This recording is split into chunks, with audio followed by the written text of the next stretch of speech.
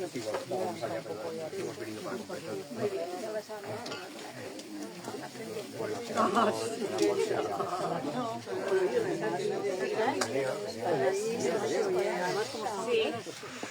Bueno, pues nada, sí. Bueno, vamos a empezar. Yo creo que sí. Ah, no, como tú quieras. Como costumbre. Así de frente, porque ahí estaba como de costumbre. Bueno, muchos años de un trabajo muy profesional, muy exigente, muy comprometido en favor de la agricultura ecológica y el cuidado de la tierra. Fernando y Rosa, Rosa y Fernando. Trabajo, hablabais de hormiguitas, un trabajo de hormiguita desde bueno, que... Desde entonces, oficialmente. Fijaros que Artaza es un pueblito pequeño y, sin embargo, alberga la editorial, antes también revista, de agricultura ecológica más importante de todo el estado. Y tenemos el supremo privilegio de que hoy están con nosotros aquí ahora. Ya estoy abrumado,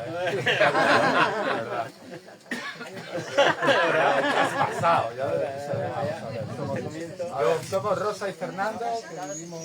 Sí. Antes tenían, ahí tienen los libros, por supuesto que están a la venta, que haremos bien en darles un empujón.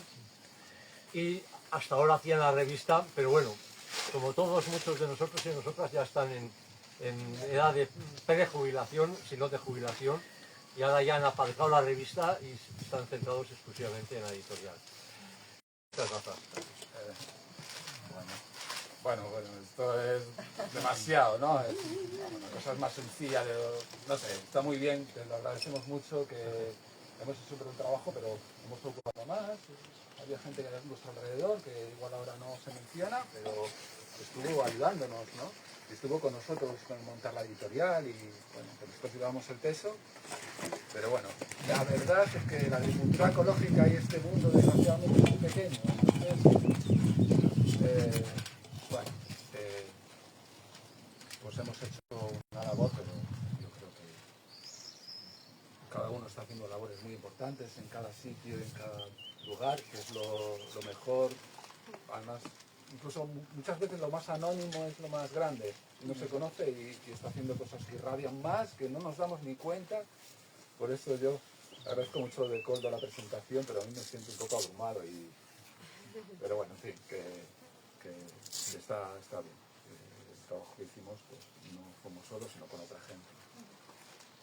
Vamos a intentar ser breves, pero vamos a intentar conseguir que sea entretenido, que estéis a gusto, que no tengáis muchas ganas de ir a comer rápidamente y que si tenéis ganas, pues os bueno, ese ratito, pues que estéis a gusto, ¿no? Entonces voy a presentarme. Nosotros vivimos aquí, hacemos un trabajo editorial.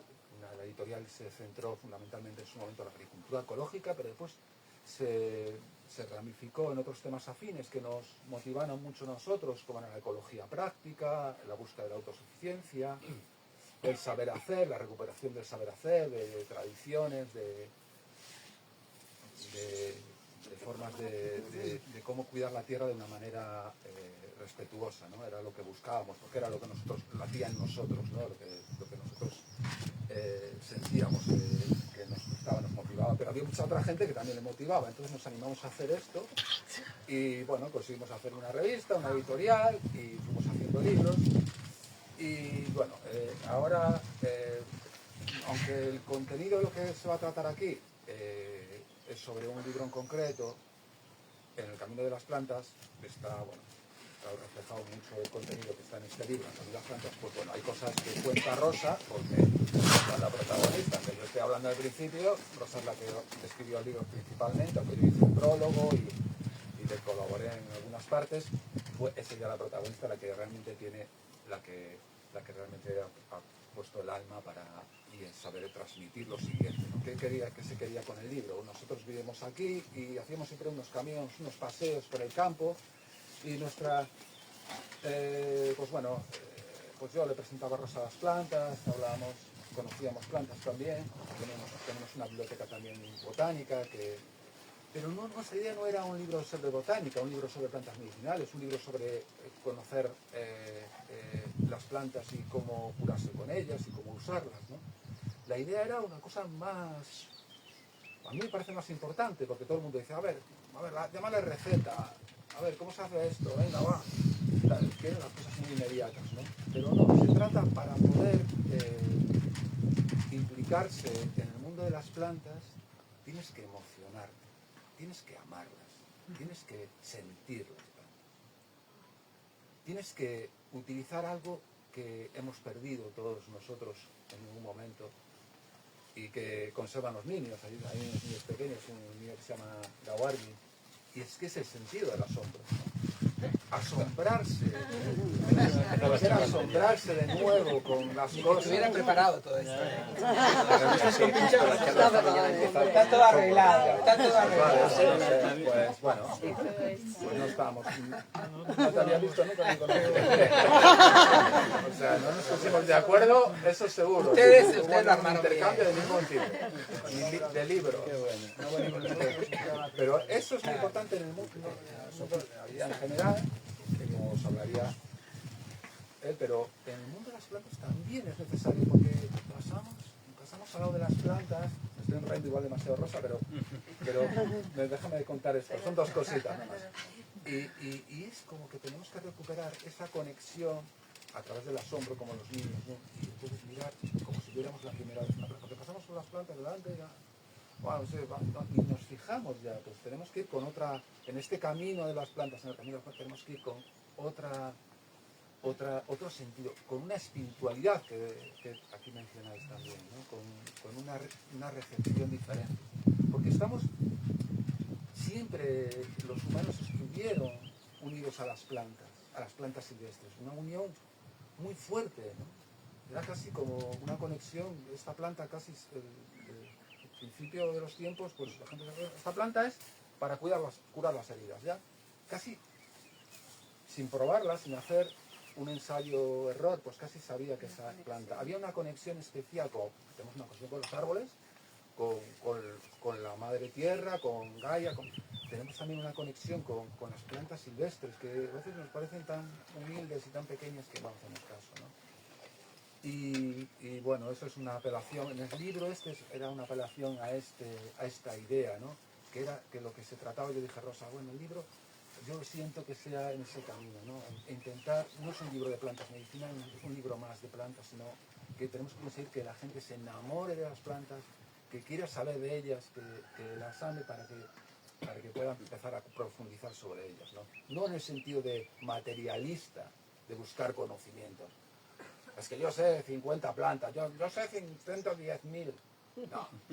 No se trata de eso, se trata de sentir. Si sabes 5 plantas y las conoces y has conseguido una conexión con la planta, ya es grandísimo, porque tener una conexión con plantas como el hipérico, que ahora florece con ese amarillo solar, y conectar con... Esa es la más fácil para conectar, ¿eh? El hipérico, ¿conocéis? Que es una planta, es una planta silvestre, bueno, que aquí abunda muchos sitios, muy abundante en todos los sitios, en los campos y en los linderos, y es como amarillo, es una planta que es una planta de San Juan, es una planta solar, y esa planta la ves y digo, oh, me ilumina, enseguida conectas. Pero hay otras que costará más, pero al final conectas con ella. Entonces ahora lo que se trata, que Rosa va a contarnos historias, porque las plantas tienen una biografía, ¿no?, detrás, ¿no? Y Rosa va a contar una, pero no se trata más bien, como digo, de botánica. No esperéis eso, no esperéis. Se trata de hacer un paseo con algunas plantas que aparecen en este libro. Rosa contará historias y yo leeré algunos fragmentos del libro. Lo tengo yo más fácil, pero bueno, es así. También ella tiene su nombre aquí. Entonces, así empezamos. Soy privilegiada porque tengo como compañera al editor, que me ayuda muchísimo. Y bueno, nuestra invitación hoy es que hagamos un paseo, sin movernos ahora, pero la idea es esa, pensar que a partir de ahora, cuando salgáis al campo, hacer un paseo esto da igual que viváis en una ciudad, que viváis en un pueblo, da igual la profesión, la vocación, da lo mismo. Es salir y empezar como un niño a asombrarte, a mirar con detenimiento aquello que vas encontrando. Y además esto, hacerlo a lo largo del año, porque vas viendo también cómo esa planta se va transformando. Hay una metamorfosis que primero es pequeñita, es verde, luego tiene un tallo y al final es su flor la que despierta la luz. Todo ese proceso lo vamos a ir viendo de unas plantas que además nadie ha sembrado, nadie cuida, nadie riega, nadie hace nada por ellas, y ellas están aquí para nosotras, porque esas plantas nos van a decir mucho de cómo estamos, de qué necesitamos, nos van a dar belleza, y esas plantas están alimentando a otras criaturas, están cuidando esa tierra. Si está apretada la están abriendo, si está pobre la enriquecen, y siempre, siempre están poniendo belleza. Entonces nosotros en los paseos lo que os proponemos es ir en silencio, ir despacio, ir observando, cada uno a su ritmo, a su velocidad, ir observando, ir dando vuelta como hacemos nosotros esos paseos botánicos que en vez de hacer kilómetros o decir voy tantos metros por hora, no, nosotros vamos como en bucle, igual media hora en una plantita, pero lo que sí os garantizo es que vais a volver a casa como nuevos, porque eso te va alimentando, te va vaciando de problemas, te relaja absolutamente. Entonces esto es lo que hemos intentado en este libro. Empezamos a caminar así y dices, ¿cómo empiezo? ¿Por dónde? El bosque no está cerrado, el bosque está abierto, salvo por las zarzas, la madre zarza que está ahí para proteger, para asegurar que haya cobijo protegido para algunas criaturas. El resto está abierto. Lo que nos cierra, lo que nos frena es sobre todo el miedo, y ese miedo es por ignorancia. Nos han inculcado muchísimo miedo y ya tenemos miedo a lo desconocido, y especialmente al bosque, a lo salvaje, a lo silvestre. ¿Qué pasará? Que no hay que tener miedo, hay que ir con tranquilidad, con confianza, y luego ir leyendo, tomar conciencia de que no sabemos nada de lo que tenemos alrededor, y poco a poco, como dice Fernando, sin atosigarte de aprender botánica, que a mí era, yo cuento mi experiencia, a mí me horrorizaba la botánica en ese sentido, ¿no? De saber si esta es silvestris o es officinalis o es no sé qué, o no podía yo con tanto dato. Y sin embargo, mi experiencia en este libro ha sido contar el momento en el que Fernando me las iba presentando en el campo. Esa emoción de que él me transmitiera, me presentara esta planta. Mira, esta es fulanita de tal, y esta es tal, y esta. Y entonces eso iba unido a recuerdos, porque además me iba facilitando leer libros de mitología, libros de historia, de etnobotánica, de botánica también, libros sobre magia, libros de alimentación, una mezcla que vas cogiendo como las abejas, ¿no? Coges un poquito de aquí, un poquito de allá, y al final lo que se ofrece es una miel de 1000 flores, que lo que hemos procurado es eso, que améis a esas plantas que están ahí. Y además, cada una de las personas, los que estamos aquí, si cada uno salimos al campo con esa actitud, es seguro que ese lugar que visitemos ya va a ser cuidado de otra manera. Ya vamos a estar ahí con esa presencia y con esa conciencia, y vamos a cuidar de ese lugar, que son lugares vivos que no nos necesitan, son lugares sagrados. Somos las personas las que necesitamos reconectar, porque formamos parte de esa naturaleza, no somos algo de fuera que viene aquí, sino que formamos parte de todo esto. Entonces ir con humildad, aprendiendo cada año un poquito, una planta al año, dos, sin cansarse, sin agobiarse, pero ir tomando conciencia de esa belleza, observarlas, fijarse cómo están hechas, cómo se desarrollan. Eso es a lo que os invitamos en el libro, hacerlo con ese giro durante el año. Ahora también hemos tomado conciencia del miedo que se ha sembrado a lo natural, ¿no? La farmacia ya te ofrece, toma esto otro, esta planta, no sé qué. Bueno, eso puede estar bien, pero también vamos a pedir respeto por esa sabiduría ancestral que está ahí perdida. Entonces lo que decía Fernando, no tomarnos las recetas así sin saber de dónde vienen. Esta planta es buena para el hígado, o esta, a ver, cuidado. Vamos a ir sabiendo poco a poco, leyendo a buenos autores, buscando realmente ese dato, observando, probando, poco a poco, acceder a ese conocimiento, porque es un conocimiento que merece todo el respeto, pero que se ha tergiversado, por un lado como que no vale nada, y por otro lado como que es cosa de brujas. Y las brujas ya sabemos cómo acabaron, ¿no? Ese terror que sembraron en toda Europa era barrer ese acceso a un conocimiento que en principio era intuitivo. Cada persona, nuestros ancestros, sabían ante una planta, como ahora lo sabe un animal. Una vaca va a un prado y sabe qué planta comer y qué planta no. Y un gato sabe qué planta tomar para depurarse. Y un perro lo sabe. Nadie se lo ha dicho, ni lo ha leído, ni le han amaestrado para eso. Y sin embargo nosotros hemos desconectado con ese sentimiento, porque estamos en otro proceso, ¿vale? Pues ahora vamos a coger un poquito de intuición, un poquito de lectura, un poco de paseos, un poco de poesía, un poco de todo, y vamos a reconstruir ese camino hacia las plantas, que son realmente una muestra de generosidad y de entrega. Nosotros hace 22 años que vinimos aquí a Artaza. Fernando es gallego, de la Ribeira Sacra, Reboeira Sacra, que viene de bosque sagrado, no de ribera, sino de reboeira, de rebollo, un tipo de robles. Y él en Navarra, pues me decía, Rosa, llévame a donde hay árboles. Y yo, pues ¿dónde vamos? A ver, al soto de Olite.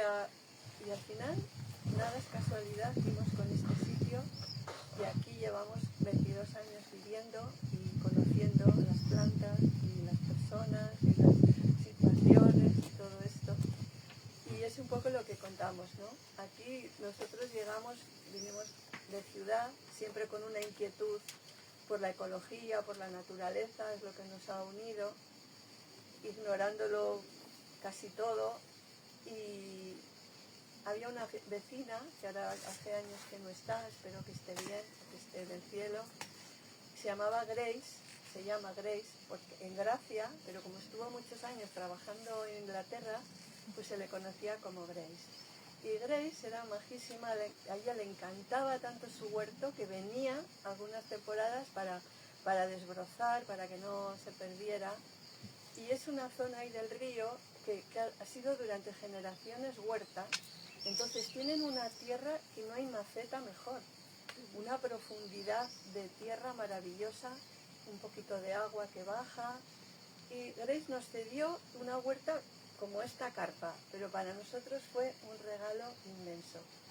Y allí pues empezamos a experimentar, a poner, pues como habíamos puesto en otros sitios, unas verduras, también poníamos unas valerianas, plantas que aquí pues no conocían, no usábamos la azada, no volteábamos la tierra. Ya notábamos que nos miraban, ¿no? Pues estos, ¿qué hacen? ¿Y eso? ¿Qué será? Una azada de doble mango, pues qué raro, pero no decíamos nada, ¿no?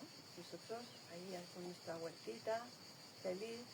Y bueno, un día bajamos y vimos, sería por marzo, abril, bajamos y vimos ahí, es aquí, una planta enorme, como os digo, la tierra súper fértil ahí. ¿Qué es eso? Parecía una criatura así con los brazos abiertos, la cabeza como de 2 metros. ¿Qué planta es esa? Tiene oso. El secreto del Hércules vegetal. ¿Me escucháis bien? Sí. Los botánicos en el Renacimiento le habían llamado panacea de Hércules, dando este nombre culto al género Hereacleum, del que forma parte, para luego olvidar que había sido considerado una panacea. Sus hojas grandes y anchas de la base, profundamente lobuladas, verde oscuro por arriba y aterciopeladas y grisáceas en el endés, al brotar son como imaginas puede ser una zarpa de oso. La que habíamos contemplado por primera vez en aquellas antiguas huertas era precisamente la Areaclum sphondylium, del griego sphondulos, vértebra, por la forma de los brotes incipientes en el tallo, como pequeña joroba que se abrirá dejando salir una rama que culminará luego en una esplendorosa burumbela digna de Heracles, el Hércules romano. En Europa Central se la valora hasta el punto de llamarla ginseng europeo. En los países eslavos la conocen como bors, apreciada por su raíz medicinal y por sus hojas con las que elaboran una característica sopa agria, así como bebidas fermentadas, incluso cerveza. Su uso ha resultado ser antiquísimo, ya en la era del bronce, y si hubiéramos acompañado al legendario Capitán Cook en sus viajes por el mundo, habríamos tomado nota también del valor alimenticio que se le daba en climas tan extremos como las gélidas Kamchatka o Siberia. A nuestra vecina, que resultó llamarse Engracia, Grace, hay que contar aquí que Engracia nos dijo, bueno, algún paréntesis aquí, Engracia nos contó, nos presentó la planta, nos dijo, con esta planta y tal, nos dijo algo de la planta. Y yo, esta la usamos mucho en el ganado, ella la conocía, esta Buen mujer. forraje. Dice, es un buen forraje, la solíamos recoger de las cunetas y la dábamos al ganado y tal. Y nos contaba un poco de esta mujer, que era así menudita, era una mujer muy especial, la verdad. Se llamaban Gracia, pero llamaban Grace porque estuvo en Inglaterra. Grace, después de sus años de emigrante en Inglaterra, le habría gustado leer de esta hercúlea planta descrita en recetarios antiguos anteriores al siglo XVI, porque en la etnobotánica actual sorprende el escaso interés por una planta de propiedades éticas, digestivas, antirreumáticas, emenagogas, tónicas, estimulantes, en definitiva, afrodisíacas. ¡Ay, Grace! Ese era el secreto. Sus virtudes para recuperar y fortalecer la libido. Es posible que las mentes puritanas e inquisidoras, consciente e inconscientemente, la relegaran a servir nada más que de forraje silvestre. Por cierto, de los más preciados. Las vacas que pastaban aquel día en el prado parecían saberlo. Y por eso callaban y la comían con gusto, y cómplices del disfrute, sin perderse en teorías, seguían haciendo posible que se extienda y brote cada primavera. Pues esta era la Heraclium, que ahora cuando la vemos digo, mira, pie de oso, porque las hojas pequeñas cuando crecen hacen una forma así, parece como una zarpita de oso. La verdad es que las plantas tienen muchísimos nombres. Cuantos más nombres comunes tienen, indica que ha habido más uso de esa planta, que se la ha conocido más, para bien o para mal, y generalmente para bien, ¿no? Usos buenos. Otra planta que nos impresionó muchísimo, a mí me dejó impactada por el lugar, por todo. Imaginaros que íbamos caminando por el hayedo y en la penumbra del hayedo, en un suelo súper acolchado durante generaciones de hojarasca, un sitio húmedo, en silencio, por una roca al fondo, de repente ves una pradera de unas hojas que son preciosas. O sea, era como de repente dices, pero esto es un jardín, ¿qué es esto? Y cogías las plantas que olían un poquito a ajo y saben a ajo, pero sin molestar, sin picar, un sabor muy suave. Nosotros que no comemos ajo ni cebolla, pues me sabía tan bueno que me puse allí a comer hojas, vamos, como una vaca, ¿no? Me encantaba la hoja. Y luego supimos que este es el ajo de oso, que en Francia, en el Pirineo, es tan conocido que casi han acabado con él, porque se hace un pesto, se come con patatas. Es riquísimo y es depurativo. Y eso lo sabía el oso. Entonces, cuando el oso, esto puede ser leyenda, pero tendrá su razón de ser, está indicando que es depurativo. Cuando te cuentan que el oso despierta del letargo, sale y come esta hoja, entonces está diciendo, esto es depurativo. Entonces van los humanos y cuando la nieve se retira, van casi como en un ritual a ese lugar que es impresionante, como te acoge, y cogen unas poquitas hojas y las comen y sienten que eso es bueno. Eso es lo que aprendimos del ajo en oso, que luego florece con flores todavía más bonito, pero ya ha perdido el sabor, la planta se ha concentrado en la flor. Y dices tú, bueno, y ahora ya no hay osos, y ya no hay lobos, hay zorros, pero bueno, esto está cambiando. Eso nos está dando la medida de con qué cuidado tenemos que ir y coger muy pocas plantas o no coger ninguna, no es obligatorio. O sea, esa manía de, la cojo, la corto, la huelo y la tiro. No sé, un poquito de respeto, ¿no? De cariño. Si la vas a coger, cógela, la guardas seca y la tienes de recuerdo o no sé, o la dejas ahí. Brevedad de la vida. Yo también un día caeré ahí y seré también alimento para la tierra. No sé, es entrar en esa sacralidad, en esa que son realmente vidas que se están dando generosamente. Y que está esto cambiando por calor, por frío, por lo que sea, se está modificando todo. Entonces todavía con más cuidado tenemos que ir y no esquilmar. Si hay manzanilla, coge lo mínimo. Piensa que va a venir más gente, piensa que hay animales que viven de esa planta, piensa que la planta se tiene que sembrar para poder perpetuarse. Todo eso es lo que vamos a ir aprendiendo, que ya se nos lo dicen. Porque una cosa que esto lo vais a comprobar es que cuando vais al campo con esa actitud y con ese respeto, las plantas te hablan. Es que además vas a encontrarte la planta que tú en ese momento estás necesitando. Yo eso lo había leído y dices tú, pues es cierto, no es casualidad, nada es casualidad. ¿Por qué encuentro esta? Cuando yo estaba en plena menopausia, hinchada de líquidos y fuimos por el bosque y nos encontramos con la Filipendula ulmaria, que me quedé extasiada porque es la flor más bonita que había visto en mi vida. Una mezcla de como de pequeñas estrellas y de perlas, todo blanco, puro, elevado, una vaporosidad de medio de la penumbra. Esa planta es específica para evitar la retención de líquidos, para curar a las personas que viven en lugares excesivamente húmedos. Y ese año que había sido muy húmedo, encontramos esa planta y no la he vuelto a ver en ese sitio. Eso es lo mágico, que la encuentras aquí y después encuentras otra. Ahora en julio vamos a encontrar el hipérico. ¿Vais por ahí? Llama la atención, es de un amarillo solar. Es de las plantas de San Juan porque se recogen en la época de San Juan, en junio. Esta planta se le llamaba fuga demonium. Fuga demonium, porque decían que curaba la locura, que quitaba los demonios.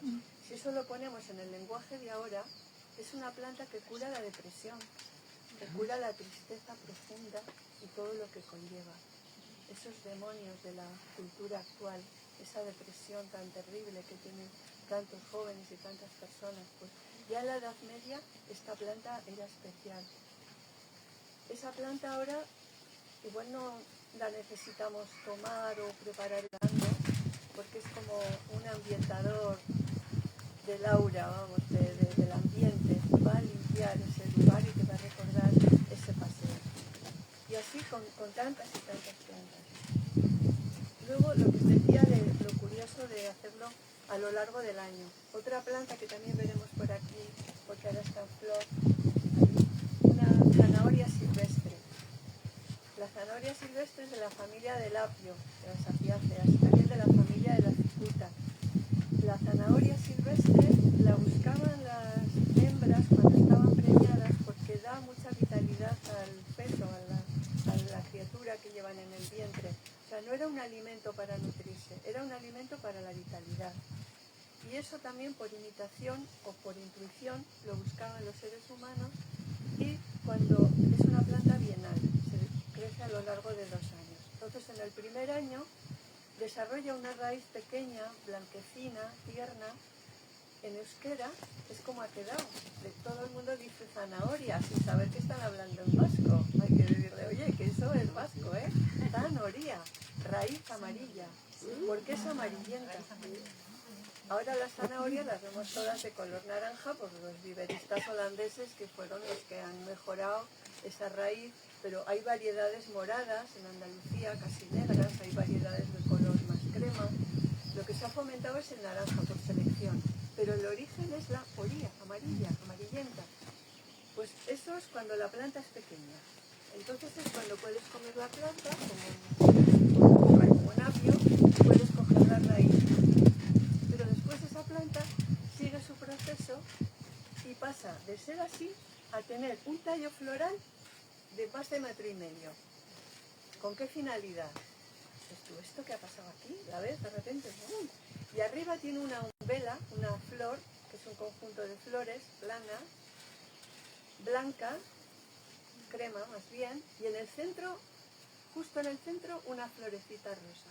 Y digo, hombre, esto es un heliodromo, ¿no? Aquí es donde aterrizan. Efectivamente, ahí van a comer el polen, van a la fiesta del polen, pero no van de cualquier manera. Casualmente, y no existe la casualidad, van insectos que van vestidos con un diseño galáctico, como metalizados, ¿no? El ciervo volador, que es enorme, están otros que son como rojitos, tiene una mariposa, hay una que es dorada, de hecho le llaman así los entomólogos. Todos vienen a la fiesta del polen y cuando ya se han bañado y comido polen y han festejado y han dejado la flor bien semillada, la planta hace otro gesto, estaba así plana y se cierra así como un paraguas al revés y después se va cerrando para adentro y hace un nido. Entonces fíjate qué nido le da esta planta a sus semillas, un nido que está al aire y al sol y a la noche y a la mañana ahí flotando, ahí van madurando las semillas y cuando ya ese nido tiene un color crema, aparece otro mensajero volador, ahora vestido de verde y amarillo, que es el verderón europeo. Y ese verderón europeo come las hojitas que están maduras y al comer hace que caigan otras y así la planta se resiembra. Y en ese momento ha llegado el otoño. Pero bueno, vamos a retroceder un poquito, no nos vamos a quedar en el otoño, porque a mí el otoño bueno, luego os contaré el pie de oso. A mí el otoño me deprimía un poquito porque decía, esto ya se acaba, me gusta el verano. Cuando veía otra planta que también está por aquí, en raudales, que aparece al final del verano y nunca falla. Eso es lo maravilloso, que nunca falla. Se llama quitameriendas, le llaman aquí quitameriendas, también espantapastor, porque cuando aparece esa flor ya el día corta, ya no da tiempo a merendar, el pastor tiene que bajar de la montaña y de esa planta no se sabe nada. Se sabe que sale, se parece al azafrán, tiene unos pétalos morados que salen directamente de la tierra, un pistilo naranja, crece de un bulbo, no es comestible, los animales no las comen, solo crece en una zona de la península, no está en el sur peninsular ni en el litoral, tampoco en las islas. Y se le llama Pirinea montana,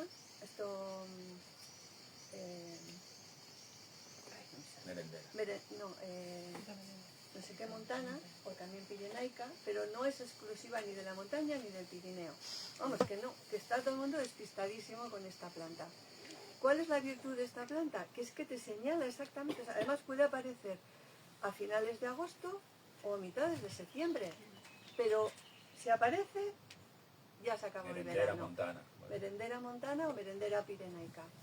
Pero eso ni es montana ni es pirenaica, porque también está en zonas más bajas, se ha ganado, se extiende, bueno, hace unos corros, son como a la noche que ves una estrella, 2, 3 y ¡pum! Y ya infinitas, pues está lo mismo, aparece 1, 2, 3 y cuando ves ya una pradera llena de merendera montana y se acabó el verano. Y yo, bueno, pues ¿por qué me pone tan triste esto? Si luego viene el otoño, que es mi estación favorita, pues a ver, hay que pensar.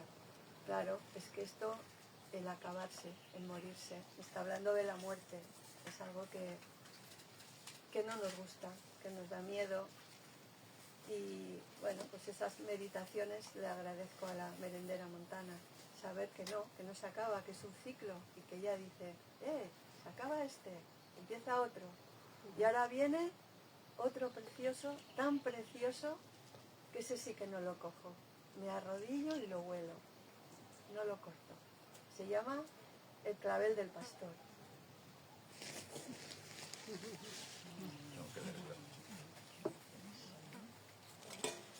Clavel silvestre, flor de dioses y de pastores. Pequeño, ligeramente desmelenado, con 5 o 6 pétalos rizados en sus bordes, su color es de un bravo rosa intenso o un fucsia loco según se mire. Como sencilla o complicada podía ser la vida de un pastor en el medievo. El pastor o la pastora, niños todavía, debían atender el ganado de la familia o del amo, mientras los adultos se afanaban en otros quehaceres. En soledad y de sol a sol, se trataba de renunciar al juego y a las exploraciones propias de la infancia y estar atentos, especialmente si el rebaño era de cabras, no fuera que en un descuido suyo se comieran las hojas de algún frutal o treparan por los tejados de las leñeras, o en fin, las 1000 diabludas que pueden hacer en cuestión de segundos las inquietas cabras. Las ovejas son algo más tranquilas, y mucho más el ganado vacuno, de manera que a ratos el pastor podía dejar vagar su mente en aventuras, quién sabe si disparatadas, tristes, inquietantes. A diferencia del pastor, la pastora solía estar doblemente ocupada, con sus manos presas en hilar de la lana, un copo cargado bajo el brazo y entre los dedos de una mano el uso bailarín y en los de la otra alumbrando el hilo de lana frágil o fuerte como sus breves vidas. Aquellas vidas pasaron, aunque esa florecilla se la siga llamando clavel del pastor y no de la pastora. Carlos Linneo, hijo de un médico botánico por vocación, que nunca supo de la vida pastoril, sí de las intrigas y envidias mundanas, también les agradecía su sencilla hermosura llamando al género dianthus, que significa flor de un dios, de Zeus, con tanto poder y astucia que nunca necesitó de la espada. Quería llegar a lo de la astucia para no llegar nunca a la espada.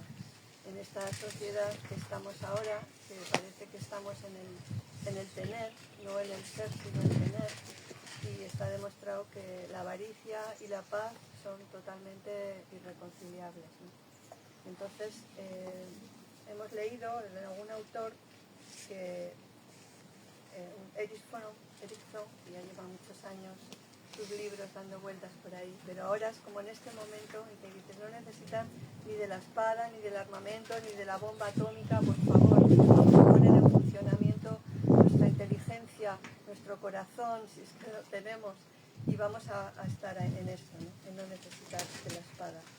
Y empezar por una misma, empezar por la pareja, por aprender a cambiar las discusiones, que sean intercambios y no peleas atómicas, y empezar por la familia, por lo cercano, por los que tenemos alrededor, por los vecinos, porque bueno, pues quieren cortar los árboles, pues bueno, pues vamos a ver la manera de que se los replanteen o de que nos los replanteemos y vamos a cuidar estos sitios especiales que tenemos.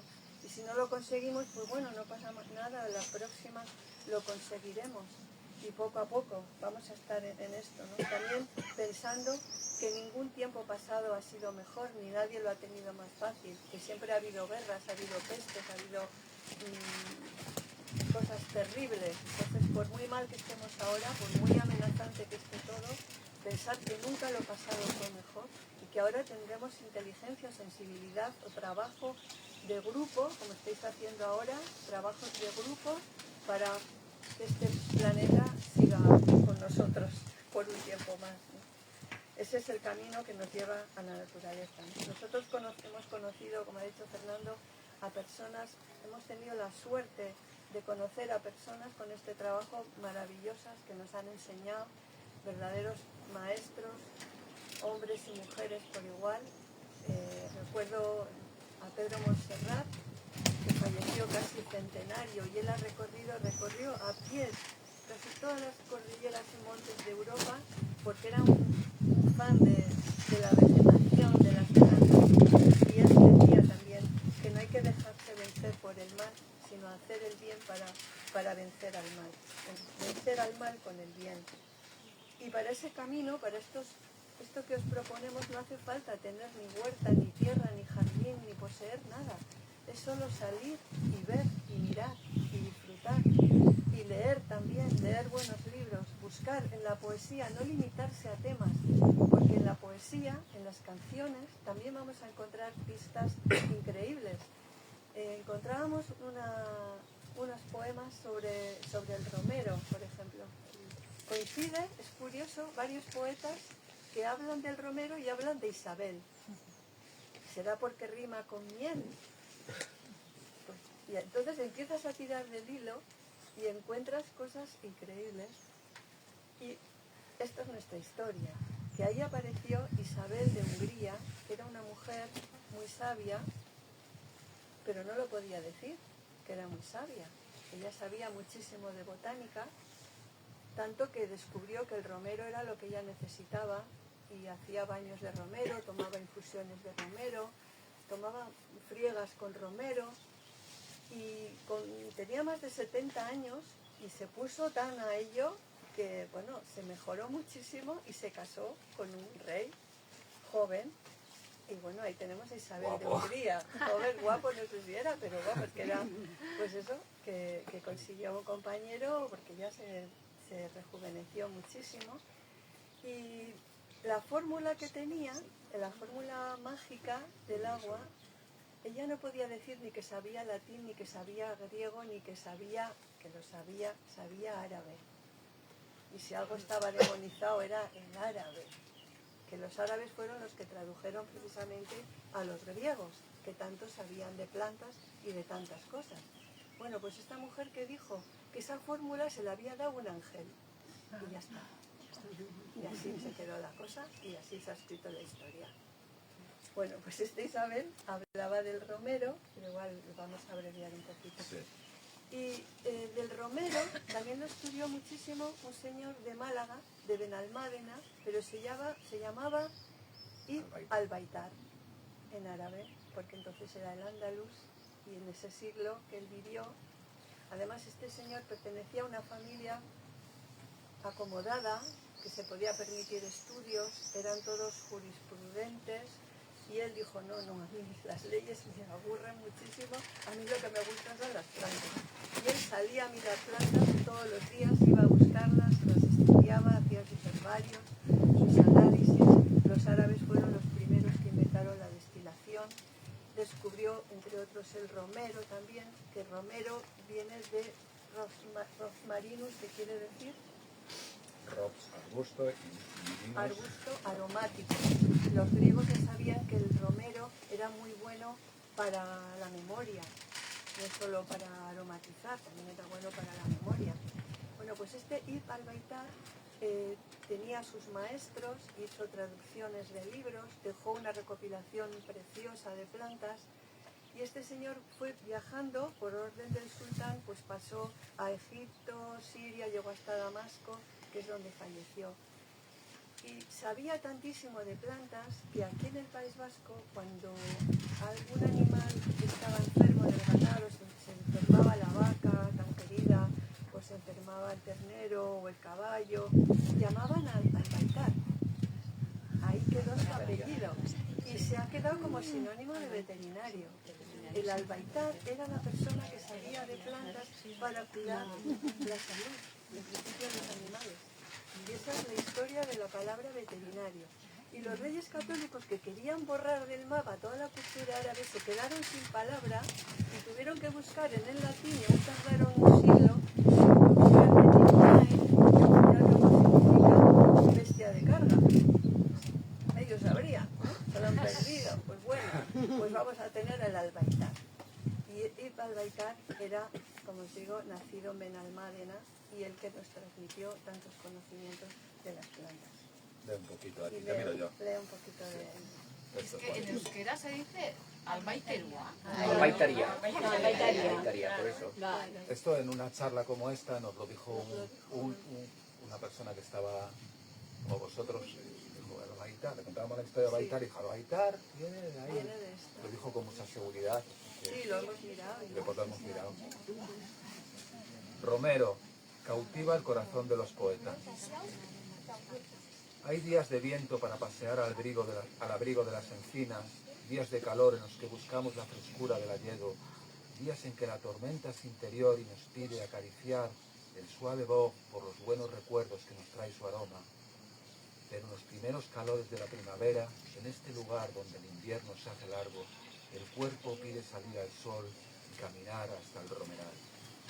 Hasta el romero siempre verde, con sus gráciles flores labiadas, minúsculas y delicadas, finamente impasibles al frío en su floración invernal, intrépidas de nuevo en otoño, apenas caída una lluvia que ponga fin a la sequía.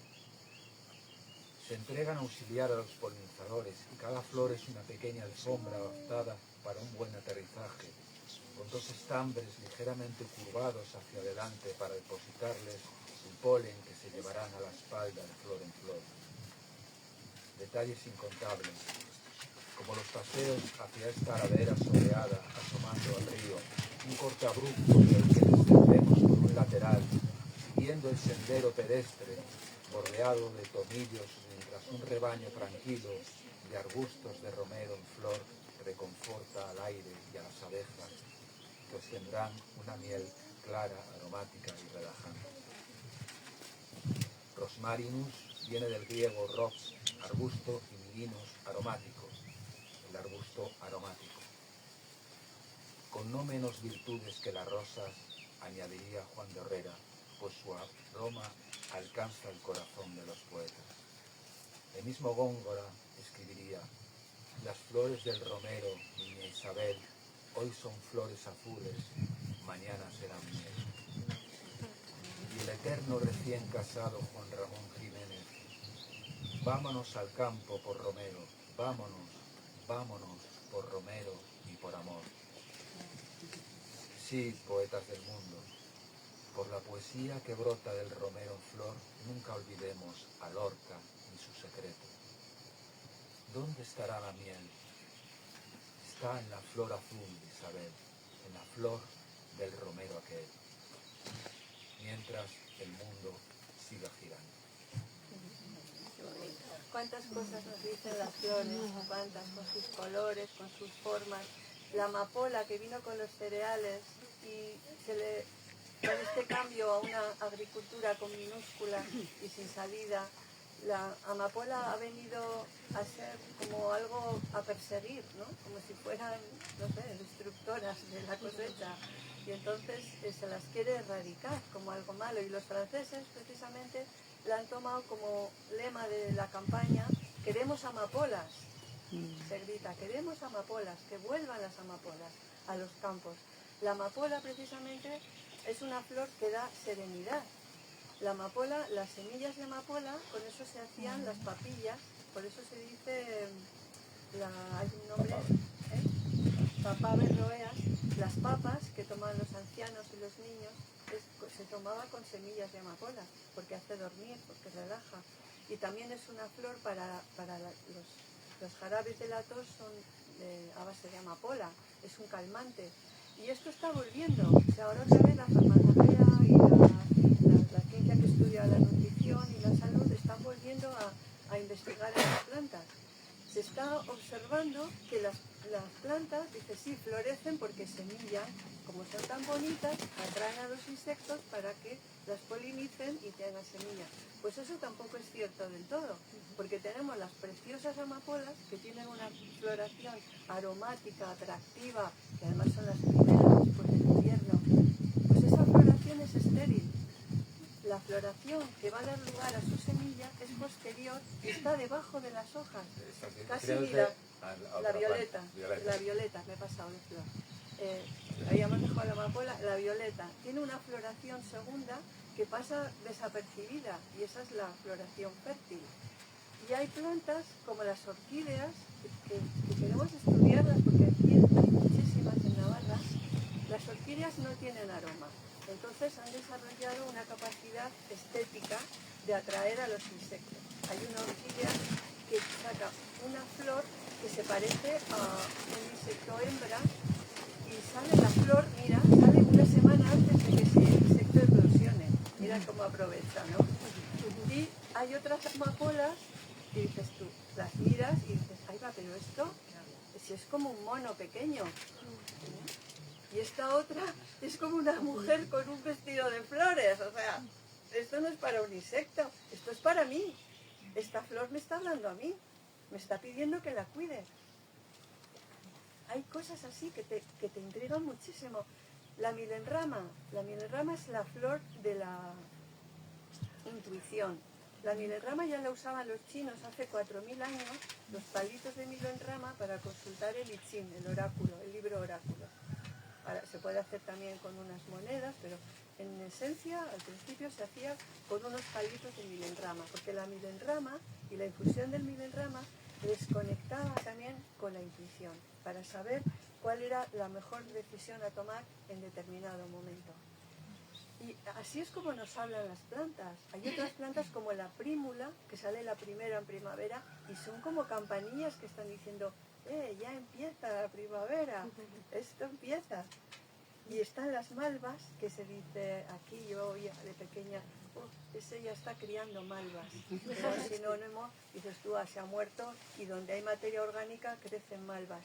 Pero lo que no sabíamos, y ahora sabemos, es que la malva, tanto los griegos como los romanos, y hasta hace no muy pocos siglos, se sembraba malva alrededor de las tumbas porque decían que así se evitaba que el espíritu de esa persona se quisiera quedar en la tierra. Y la malva le daba serenidad para ir a donde tenía que ir, a otra fase. Esa es la malva. Que ahora la miramos, está por ahí, y era una flor realmente mágica.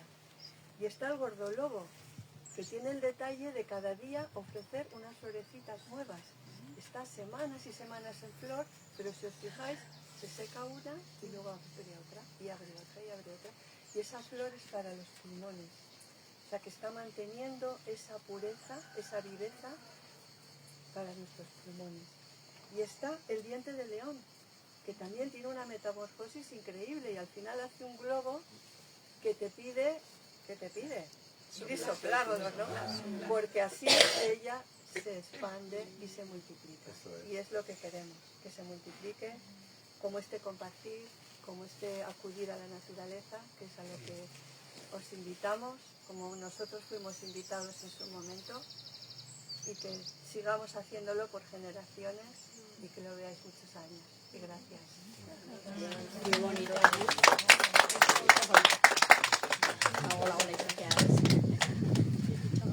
Pues muchas gracias por este paseo mágico y apasionante. Hemos acortado un poquito para que vayáis a reponer. Un momentico, por favor. Quería comentar que hay un naturalista que anda por ahí, Juan Goñi, que escribe libros y esto, ¿no?, sobre la naturaleza, es un amante de la naturaleza. Suele decir, siempre su lema es conocer para amar, amar para respetar. Claro, siempre termina así, claro. Como has dicho. Juan Goñi de Tafalla, sí, y le sí, quiero de muchísimo, Tafalla, tiene unos libros preciosos con un amor al bosque. Para amar. Sí, sí, Juan Goñi. Pues eso es. Saldremos a los caminos con otra predisposición a partir del día de hoy. Muy bien, pues muchas gracias. Os invitamos allá a comer la paella magnífica que tenemos ahora. Estamos con los nietos felices, ellos ya saben cuál es el hinojo y van a comerlo. Cerramos un canto entonces.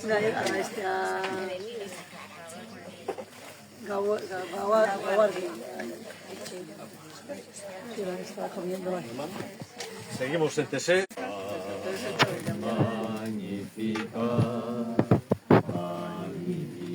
anima mea Dominum, magnificat, magnificat, magnificat anima mea, magnificat.